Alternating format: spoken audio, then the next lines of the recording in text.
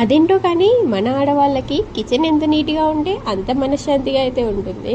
మరి కిచెన్ నీట్గా ఉండాలంటే కిచెన్లో ఉన్న షింక్ కూడా నీట్గా ఉండాలి. ఇలాంటి ట్యాప్ ఉన్న వాళ్ళకైతే షింక్ చుట్టూ కడగడానికి చాలా ఇబ్బంది అవుతూ ఉంటుంది. అందరి ఇళ్లలో అయితే షవర్ టైప్ ట్యాప్ అయితే షింక్ లో అయితే ఉండదు కదా. అందుకే ఇంట్లో ఉన్న వాటితో ఈజీగా మనం షవర్ టైప్ ట్యాప్ ని ఎలా చేసుకోవాలో ఈ వీడియోలో అయితే నేను చూపించేస్తాను, చూడండి. ఇంకా మన అందరి ఇళ్లలో తాగేసిన సిరప్ పైన ఇలాంటి క్యాప్స్ అయితే ఉంటాయి కదా, అది ఒక క్యాప్ అయితే తీసేసుకోండి.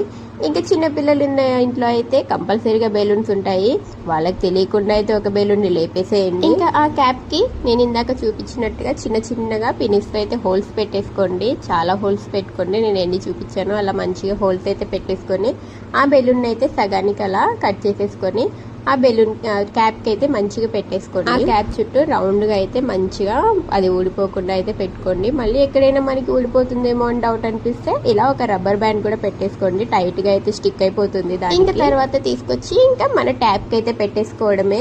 చాలా ఈజీ ప్రాసెస్ అండి, చాలా బాగుంటుంది, అసలు షవర్ టైపే ఉంటుంది. ఇంకా మనమైతే షింక్ చుట్టూ క్లీన్ చేసుకోవడానికి ఇబ్బంది పడాల్సిన అవసరం లేదు. మీ షింక్ సైజుని బట్టి అయితే బెలూన్ ని కట్ చేసుకోండి. చిన్న షింక్ అయితే బెలూన్ కొంచెం చిన్నదిగా ఉంటే సైడ్స్ వచ్చేస్తుంది, పెద్దదైతే కొంచెం పెద్దదిగా చేసుకుంటే అన్ని సైడ్స్ అయితే మంచిగా కవర్ అయిపోతుంది.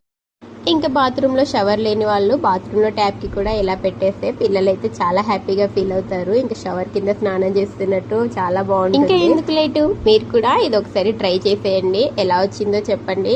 అలాగే నా ఛానల్ అయితే సబ్స్క్రైబ్ చేసేసుకోండి. బాయ్.